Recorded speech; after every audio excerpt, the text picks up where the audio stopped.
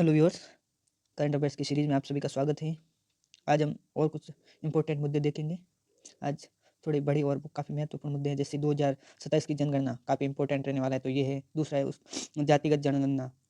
फिर एक शिक्षा को लेकर केंद्रित विवाद है समग्र शिक्षा में, वो मुद्दा देखेंगे। भारत में रोजगार विहीन शिक्षा। तो शुरुआत करते हैं जनगणना से। चर्चा में क्यों है कि भारत की अगली जनगणना मार्च 2027 तक पूरी होने की संभावना है। ये 2011 के बाद पहली जनगणना होगी, यानी 16 वर्ष हो गए हैं जनगणना, और वो अब 2011 वाली जनगणना का बहुत ज़्यादा डेटा हम यूज़ कर रहे हैं, तो ये उसका परिवर्तन होगा। तो ये इंपॉर्टेंट मुद्दा है। संवैधानिक व संस्थागत ढांचा केंद्रीय गृह मंत्रालय के अधीन नोडल मंत्रालय रजिस्ट्रार जनरल ऑफ इंडिया इसका इम्प्लीमेंशन करता है सारी जनगणना का, कि पूरे देश में ये संभालने का काम रजिस्ट्रार जनरल ऑफ इंडिया। तो ये इंपॉर्टेंट हो जाता है, इसका स्टैटिक याद कर लेना, और आगे कोई मुद्दा होगा तो मैं इसमें और ऐड कर दूंगा। कानूनी आधार देखें तो जनगणना अधिनियम 1948 में बनाया था, और फिर नियम बनाए थे इसको लेकर 1990 में। संवैधानिक आधार अनुच्छेद 246 संघ सूची, यानी केंद्र की जिम्मेदारी है ये।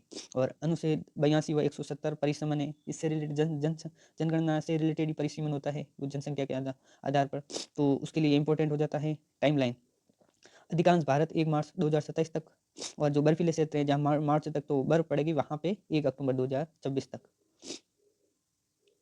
2027 की जनगणना का महत्व, ये 1931 के बाद पहली बार जाति आधारित आधिकारिक डेटा प्रेजेंट प्रस्तुत किया जाएगा। एससीसी 2011 सामाजिक आर्थिक था, आधिकारिक जनगणना नहीं थी, और उसका डेटा प्रस्तुत भी नहीं किया 2011 का एससीसी डेटा, तो इसलिए इंपॉर्टेंट बन जाता है। 2026 के बाद परिसमन का आधार, जो नई सीमाएं बनेगी जो लोकसभा क्षेत्रों और जो राज्य विधानसभा क्षेत्रों के लिए, तो उनके लिए इंपॉर्टेंट हो जाएगा। 2029 के बाद जो महिला आरक्षण है 33% किया है महिला वंदन अधिनियम में, तो मातृ वंदन अधिनियम में, तो ये भी 2029 के बाद महिला आरक्षण लागू तब होगा जब ये जनगणना डेटा जारी हो जाएगा, तो ये इंपॉर्टेंट। भारत की पहली पूर्ण डिजिटल जनगणना इस बार डिजिटल तरीके से हो रही है, पूरी पूरी तरीके से। नीति निर्माण, संसाधन वितरण, सब्सिडी लक्षण, बहुत सारी जगह ये काम आएगी, क्योंकि हम जब आइडेंटिफाई करते हैं पुअर को या जो वंचित वर्ग हैं, उनके लिए हम जातिगत जनगणना का डेटा यूज करना जरूरी है, तो वो उनके लिए भी काम आएगा। डिजिटल नवाचार, मोबाइल ऐप, टैबलेट आधारित संग्रह, और जो ये कराएगा census management and monitoring system, और स्वगणना का विकल्प भी होगा। डेटा सुरक्षा 2011 से बेहतर इंक्रिप्शन, एनक्रिप्शन यानी बाहर जारी नहीं हो सकता, एंड टू एंड व्हाट्सएप में आता है एंड टू एंड एनक्रिप्शन सुरक्षित। वैसे field audit, real time monitoring. कानूनी विशेषताएं देखते हैं। जनगणना डेटा गोपनीय होगा, न्यायालय में साक्ष्य के रूप में प्रस्तुत नहीं। उल्लंघन पर दंड, जनगणना अधिनियम 1948 के तहत। क्या आप जानते हैं भारत की जनगणना दुनिया की सबसे बड़ी प्रशासनिक कवायद है। भारत की बहुत बड़ी विशाल जनसंख्या है, तो ये होगा ही। 1872 पहली अनौपचारिक रूप से जनगणना की शुरुआत की गई थी। 1881 में पहली नियमित जनगणना, 1951 में पहली भारत स्वतंत्र की जनगणना की गई थी। ये कुछ और डेटा थे। अब जाति जनगणना क्यों है, क्यों इंपॉर्टेंट है। केंद्र सरकार ने आगामी जनगणना में जाति गणना शामिल करने का निर्णय लिया है 1931 के बाद पहली बार। 1931 में जब ब्रिटिश टाइम में इसको जातिगत जनगणना का डेटा पहली बार पब्लिश हुआ था, और वहाँ पहली बार सही ढंग से की गई थी। तो ब्रिटिश काल में अंतिम पूर्ण डेटा जाति, और 1941 डेटा संकलित पर प्रकाशित नहीं। स्वतंत्र भारत 1951 SC ST गणना जारी। ओबीसी गणना नहीं की गई थी 1951 में। SC ST को तो की गई थी, पर ओबीसी की नहीं की गई थी। और 1980 में जो मंडल आयोग बना है, उसमें 1931 का डेटा का उपयोग किया गया। तो ये इंपॉर्टेंट है कि भाई मंडल आयोग ने 27% आरक्षण की जो अनुशंसा की थी, वो उसने कौन से डेटा का यूज किया, 1931 का डेटा। और आज तक हम 1931 के डेटा के भरोसे ही बैठे हैं कि ओबीसी लगभग 54% के आसपास है। तो SCCC 2011 बहुत इंपॉर्टेंट हो जाता है, ये मेंस के लिए तो बहुत ज़्यादा इंपॉर्टेंट होगा। ग्रामीण विकास मंत्रालय द्वारा किया जाता है SCC 2011। 46 लाख जातियाँ दर्ज की गई अभी तक। कानूनी त्रुटियों के कारण आधिकारिक उपयोग नहीं होता। राज्य स्तरीय सर्वे होता है। बिहार 2000 राज्य स्तर सर्वे होता है जाति गणना लेके। बिहार 2023 ओबीसी प्लस ईबीसी है 63%, वहाँ देखो 63% आ रही है। तेलंगाना में 2024 में ओबीसी आ रही 56%। कर्नाटक 2015 का सर्वे ओबीसी आ रही 70%। तो आप समझ रहे हो ना, जब 54% को 27% आरक्षण मिल रहा है, वो डेटा 1931 का यूज कर रहा है, और अब ये तीनों राज्य दिखा रहे हैं कि इनमें ओबीसी 54% से ज्यादा है। जाति गणना के उद्देश्य क्या है कि सामाजिक न्याय आधारित नीति निर्माण। अब जो वंचित वर्ग हैं उनको सहायता पहुंचाने के लिए उनके डेटा बहुत ज़्यादा जरूरी है, कि कितनी संख्या है ये वगैरह। अगर डेटा ही नहीं होगा तो उन तक हम वंचितों तक टारगेट कैसे मीट कर पाएंगे। ओबीसी आरक्षण 27% की पुनर्समीक्षा हो जाएगी अगर ये डेटा जारी हो जाएगा, तो हाशिए पर समूहों की सही पहचान की जाएगी। संसाधनों का न्याय संगत वितरण होगा। संभावित उपयोग, कल्याणकारी योजनाओं का बेहतर लक्ष्यीकरण होगा। आरक्षण नीति में सुधार, सामाजिक असमानताओं का समाधान, और निर्वाचन क्षेत्र पुनर्संतुलन। जो सीमा परिसीमन आयोग है, वो भी इस डेटा का उपयोग करके यूज किया। उसमें जैसे 42 और 84 जो संशोधन थे 42वें और 84वें, उनमें ये यूज किया था कि भाई 1971 की ऑल ओवर इंडिया में ना जो सांसद क्षेत्रों का वो परिसीमन वो 1971 की जनगणना, और जो जबकि राज्य के भीतर है ना वो 2011 की यूज करते हैं। तो अभी 2026 तक वो भी यूज करेंगे, तो पूरे देश भर में 2026 के बाद चेंज होना था। तो ये जनगणना इंपॉर्टेंट हो जाती है वहाँ भी परिसीमन आयोग के लिए। निहितार्थ क्या है कि जातीय पहचान का सुदृढ़ीकरण, राजनीति में जाति की भूमिका बढ़ सकती है। हाँ, ये मिसयूज भी हो सकता है कि राजनीति जाता है वोट लेने के लिए राजनीतिक दल और पोस्ट मंडल पॉलिटिक्स और प्रासंगिक पोस्ट मंडल यानी ओबीसी को लेकर वो इंपॉर्टेंट हो जाएगी। जनसंख्या पंजीकरण, एनपीआर और एनआरसी जो मुद्दे हैं असम वगैरह में, तो वो भी इंपॉर्टेंट। पहली बार 2010 में जनगणना के साथ किया गया था। कानूनी आधार नागरिकता अधिनियम 1955, नियम 2003, ये है एनपीआर और एनआरसी को लेकर। एनआरसी पर कोई वर्तमान निर्णय नहीं है। एनआरसी 1951 पहला एनआरसी। असम सुप्रीम कोर्ट पर्यवेक्षण में देशव्यापी एनआरसी फिलहाल नहीं है। महत्वपूर्ण तथ्य कुछ याद कर लेना इनके रिलेटेड। SC ST गणना हर जनगणना में, ओबीसी गणना 1931 के बाद पहली बार हो रही है, SC ST तो होती है। परिसीमन 2026 के बाद होना है, तो ये इंपॉर्टेंट है। महिला आरक्षण डेटा पर निर्भर है। 2027 जनगणना डिजिटल प्लस जाति आधारित संभावित प्रीलिम्स MCQ संकेत जनगणना अधिनियम 1948 और रजिस्ट्रार जनरल ऑफ इंडिया गृह मंत्रालय के अधीन है।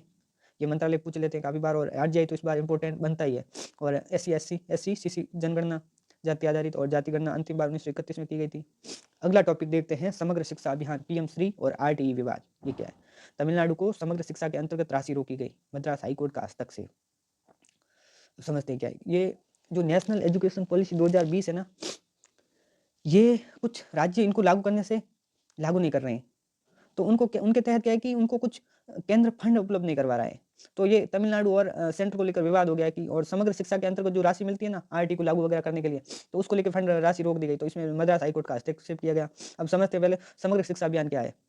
2018 से है, और ये सेंट्रली स्पॉन्सर्ड स्कीम है, यानी केंद्र प्रायोजित मतलब केंद्र योजना बनाता है, फिर कुछ फंड केंद्र देता है, कुछ राज्य देता है, और सारे राज्यों में लागू की जाती है, और वो वैकल्पिक होता है। किन योजनाओं का विलय किया गया था समग्र शिक्षा में? एक तो सर्वे शिक्षा अभियान जो पहले था उसका, राष्ट्रीय माध्यमिक शिक्षा अभियान और टीचर एजुकेशन स्कीम, ये तीनों योजनाओं का विलय समग्र शिक्षा अभियान 2018 में किया गया था। कवरेज है कि प्री स्कूल प्राइमरी से लेके 12th तक। उद्देश्य मतलब यूनिवर्सल एक्सेस हो, और जो क्षमता हो एजुकेशन तक, और क्वालिटी गुणवत्ता का सुधार हो, और लर्निंग आउटकम्स सुधार हो, अच्छे रिजल्ट आए, इसके लिए समग्र शिक्षा लाई थी। उसके लिए कानूनी आधार था RT act 2009, right to education. संविधान अनुच्छेद 21 में एक ये फंडामेंटल राइट है। इससे रिलेटेड एक और है PM श्री स्कीम, ये भी केंद्र प्रायोजित है, और केंद्र सरकार विभिन्न स्कूलों को सुधार के लिए उनमें जो इंफ्रास्ट्रक्चर है, एजुकेशन ढांचा है, या शिक्षा की गुणवत्ता सुधार के लिए एक मॉडल स्कूल के रूप में कर रही है, तो उसके लिए फंड देती है। ये योजना PM श्री 2022 में शुरू की गई थी। इसको लेकर भी कई राज्य इसको लागू नहीं कर रहे हैं, तो फंड को लेकर विवाद है। 2022 में शुरू हो गई थी, और इसका उद्देश्य NEP 2020 का जो नई शिक्षा नीति है उसका ग्राउंड लेवल पर इम्प्लीमेंटेशन करने के लिए कुछ स्कूल्स को मॉडल स्कूल के रूप में प्रेजेंट किया जाता है। उसमें 14,500 प्लस स्कूलें हैं। उनमें आधुनिक इंफ्रास्ट्रक्चर बनाना है, ग्रीन एंड स्मार्ट स्कूल करनी है, और एक्सपीरियंटल लर्निंग मतलब अनुभवात्मक शिक्षण विधि का उपयोग करना है। संबंध है PM श्री समग्र शिक्षा के अंतर्गत PM श्री भी आता है। NEP 2020 से जुड़ा विवाद, फंडिंग पैटर्न क्या है, क्योंकि केंद्र प्रायोजित है तो सामान्य राज्यों में 60 केंद्र देगा, 40 राज्य, और हिमालय राज्यों में 90 केंद्र देगा, 10 राज्य। यूटी बिना विधानसभा 100% केंद्र। विवाद का असली मुद्दा क्या है कि केंद्र NEP PM श्री से अलाइनमेंट आवश्यक है इस फंड के लिए। तो राज्य है ना, एक RTE की वैधानिक दायित्व नीति से अलग, राज्य को भी RTE के तहत राज्य और केंद्र दोनों का दायित्व है कि शिक्षा का इम्प्लीमेंटेशन करे बेहतर तरीके से, तो केवल एक केंद्र का नहीं है। तो मद्रास हाईकोर्ट का अवलोकन है कि RTI फंड रोकना ये गलत है, अनुच्छेद 21 के विपरीत है, और शिक्षा का अधिकार कानूनी बाध्यता है। और अब अगला टॉपिक देखते हैं, भारत में रोजगार विहीन शिक्षा। भारत में रोजगार विहीन शिक्षा, एक केंद्र सरकार ने कुछ QS इंडेक्स आया, एक लंदन की एक संस्थान है, तो उसमें क्या है कि वो प्रेजेंट कर रही है कि हमारे एजुकेशन में सुधार हुआ, लेकिन कुछ एक्चुअली में डाटा ये है कि भारत में अभी डिग्री और नौकरी का जो कॉम्बिनेशन वो मिल नहीं रहा है। मुख्य समस्या है कि NEP 2020 के बावजूद शिक्षा प्रणाली अभी भी परंपरागत डिग्री आधारित है, अभी कुछ ज़्यादा सुधार नहीं हुआ है। ज़्यादा क्या, कुछ सुधार बहुत कम हुआ है। कम वेतन वाली नौकरियों की ओर झुकी, श्रम बाजार की जरूरत से शिक्षा का तालमेल कमजोर है। शिक्षा व्यावसायिक शिक्षा नहीं मिल रही है, रियल फील्ड में काम आने वाली शिक्षा नहीं मिल रही है, डिग्री उस रियल फील्ड से मैच नहीं कर रही है। तो ये है आंकड़े कुछ। स्नातक बेरोजगारी दर 2023 में 42-43% है ग्रेजुएट, शिक्षक बेरोजगारी शहरी क्षेत्रों में अधिक है, सामान्य स्नातकों में तकनीकी स्नातकों से ज़्यादा है। तकनीकी स्नातकों में तो फिर भी रोजगार मिल जाता है। कारण ये है कि एजुकेशन और एम्प्लॉयमेंट का मिसमैच है। दोनों एजुकेशन उस ढंग से नहीं दी जा रही है कि एम्प्लॉयबल हो। डिजिटल अर्थव्यवस्था के अनुरूप कौशल की कमी, उद्योग शिक्षा सहयोग कमजोर, असंगठित क्षेत्र में रोजगार की प्रधानता। अब संगठित क्षेत्र में अगर रोजगार मिलेगा तो सरकार उस पर विभिन्न जो नियम है वगैरह कानून वगैरह उनका अच्छे से उपयोग कर पाएगी, तो श्रमिकों के साथ शोषण नहीं होगा, श्रमिक विभिन्न बीमा योजनाओं वगैरह फायदा उठा पाएंगे। तो ये कुछ मुद्दे हैं एनईपी 2020 सही संदर्भ में। एनईपी का उद्देश्य क्या था कि बहुविषयक शिक्षा मल्टी डिसिप्लिनरी हो, मल्टी एंट्री एग्जिट, यानी कभी भी निकाल सकते हो। अगर बीच में आप छोड़ते हो तो भी आपको कुछ ऐसे डिप्लोमा सर्टिफिकेट वगैरह मिलते हैं उसके अलग, और 4 वर्षीय स्नातक होते हैं ग्रेजुएशन के लिए 4 वर्ष। और एक और अच्छी बात ये थी कि जो शुरुआती पढ़ाई है वो मातृभाषा में होती थी। ये थे एनईपी के कुछ विशेषताएं। व्यावसायिक शिक्षा का एकीकरण करना था इसके अंतर्गत। अब हम यही तो देख रहे हैं कि व्यावसायिक शिक्षा का एकीकरण नहीं है एजुकेशन में, तो उसको एनईपी का ये ऑब्जेक्टिव था। अब ये अभी तक मीट नहीं हुआ है। उद्देश्य रोजगार योग्यता एम्प्लॉयबिलिटी बढ़ाना था। परिणाम अभी भी सीमित है। उच्च शिक्षा से कुछ जुड़ी संस्थाएं हैं जैसे यूजीसी है, यूनिवर्सिटी ग्रांट्स कमीशन, जो यूनिवर्सिटी जितनी भी विश्वविद्यालय उनको संभालता है यूजीसी। एक है AICTE all India council for technical education. एक है NIRF national institutional ranking framework. AISHE all India, ये सर्वे है all India survey on higher education. तो ये एनईपी से लेकर कुछ इंपॉर्टेंट संस्थान बन जाते हैं। अभी केंद्र सरकार ये जो क्यूएस रैंकिंग है ना, इसका उदाहरण दे रही थी कि भारत के इसमें 56 विश्वविद्यालय हैं। और जो ग्लोबल इनोवेशन इंडेक्स है जो विपो नाम की विपो संस्थान जारी करती है, तो वो 2014 में उसमें 76वीं रैंक थी। 2014 में 76 से 2024 में 38 आई। तो सरकार ये भी डेटा देती है।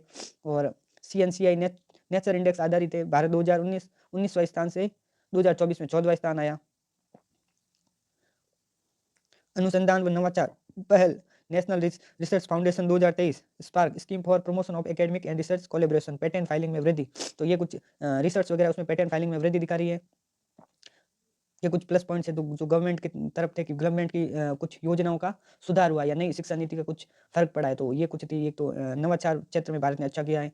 एनईपी 2020 से पहले की स्थिति, पहले की प्रमुख विशेषता क्या थी? शिक्षा प्रणाली थी डिग्री ओरिएंटेड, रोट लर्निंग, रट्टेमार आधारित, और व्यावसायिक शिक्षा को कम प्रतिष्ठा दी जाती थी। इंडस्ट्री एकेडमी लिंकेज कमजोर था। जो उद्योग और शिक्षा संस्थान है उनका कमजोर लिंकेज था। रोजगार योग्यता पर कमजोर। परिणाम डिग्री तो मिली लेकिन लेबर मार्केट के अनुरूप स्किल्स नहीं मिला। अब इन शिक्षा में सुधार के लिए जो भारत ने अभी तक जो आयोग बनाए हैं ना, वो कौन कौन से थे? पहला बनाया था राधाकृष्णन आयोग 1948 से 49, उच्च शिक्षा पर पहला आयोग और विश्वविद्यालय सुधार पर जोर दिया गया था। दूसरा बनाया था मुदालियर आयोग 1952-53, माध्यमिक शिक्षा सुधार, रोजगार से जुड़ी शिक्षा की बात। कोठारी आयोग 1964 से 66, शिक्षा सामाजिक परिवर्तन का साधन, वर्क एक्सपीरियंस प्लस एजुकेशन, दोनों पर जोर दिया गया था। एजुकेशन एंड प्रोडक्टिविटी की अवधारणा प्रस्तुत की गई थी। कोठारी आयोग ये थोड़ा इंपॉर्टेंट है, फिर भी व्यवहार में डिग्री केंद्रित ढांचा ही बना रहा। अब 2000 2020 सुधार का प्रयास, मल्टी डिसिप्लिनरी बहुविषयक शिक्षा और मल्टीपल एंट्री एग्जिट। कभी भी आप बीच में छोड़ के जा सकते हो, 1 साल 2 साल 3 साल, उसके अब अलग अलग सर्टिफिकेट डिप्लोमा मिलेंगे। 4 वर्षीय स्नातक, वोकेशनल एजुकेशन इंटीग्रेशन, व्यावसायिक शिक्षा को एजुकेशन से जोड़ा जाएगा। उद्देश्य रोजगार विहीन शिक्षा को समाप्त करना और एम्प्लॉयबिलिटी बढ़ाना, ताकि ग्रेजुएशन के लिए करने के बाद भी रोजगार विहीनता हो रही है वैसी स्थिति खत्म हो। एनआईआरएफ जो अब दो ये संस्थाएं देख लेते हैं। नेशनल इंस्टीट्यूशनल रैंकिंग फ्रेमवर्क, इसकी शुरुआत 2015 में हुई थी और ये मंत्रालय शिक्षा मंत्रालय के अधीन। इसका उद्देश्य क्या था कि उच्च शिक्षा संस्थाओं की गुणवत्ताओं का आकलन करना, पारदर्शी रैंकिंग, कंपटीशन और अकाउंटेबिलिटी बढ़ाना, छात्रों को इन्फॉर्म्ड चॉइस देना। प्रमुख पैरामीटर कौन से यूज किए थे? टीचिंग लर्निंग रिसोर्स, कि यूनिवर्सिटी में कौन से कैसे संसाधन यूज कर जाते हैं टीचिंग और लर्निंग के लिए। फिर दूसरा है research and professional practice, research वगैरह में कैसी प्रैक्टिस की होती है। फिर तीसरा है ग्रेजुएशन आउटकम, ग्रेजुएशन से क्या आउटकम निकलते हैं। आउटरीच एंड इंक्लूसिविटी, जो परिणाम है और वो बाद में रोजगार कैसा लिंकेज हो पाता है। और परसेप्शन, पार्टिसिपेशन वो होता है, हो गया पार्ट मतलब कितना वो है समावेशन। All India survey on higher education, इसकी शुरुआत 2010-11 में की गई थी। उद्देश्य क्या है? उच्च शिक्षा से संबंधित इनरोलमेंट डेटा, कि उसमें उच्च शिक्षा में कितना कितना इनरोलमेंट है। ग्रॉस इनरोलमेंट रेशियो का उपयोग। जेंडर पैरिटी इंडेक्स, कितने वुमेन्स है उसके कितना percentage women. Institution teacher infrastructure और एविडेंस बेस्ड पॉलिसी मेकिंग में सहायता। हायर एजुकेशन की प्रोग्रेस ट्रैकिंग की जाती है। ये EISSE ये डेटा सोर्स है, कोई पॉलिसी योजना नहीं है, एक सर्वे है। समस्या का मूल एजुकेशन क्वांटिटी बढ़ी, एजुकेशन क्वालिटी प्लस एम्प्लॉयबिलिटी पीछे अभी भी।